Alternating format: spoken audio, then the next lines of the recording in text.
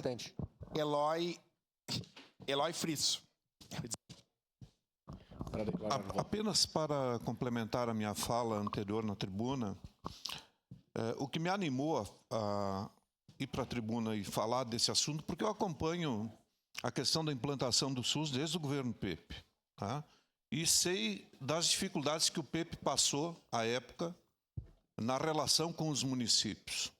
E sei da dificuldade que aquele governo passou do ponto de vista da discussão com relação ao governo federal, do aumento dos valores repassados ao município, tal do teto MAC, não sei o quê.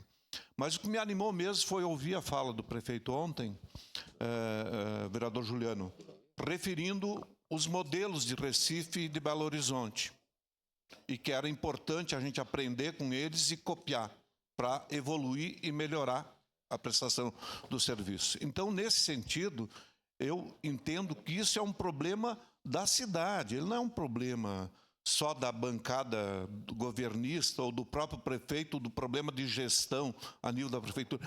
Todos os prefeitos enfrentaram um problema de gestão. Os recursos estão centralizados em Brasília. Há quanto tempo se tenta a mudança de nível do nosso postão e não se consegue, e não vai, e não passa? E não passa. E aí eu acho que está certo o prefeito em chamar a cidade, as entidades, o poder legislativo, quem seja, tá? Do ponto de vista de ajudar a pressionar que os recursos sejam efetivamente repassados.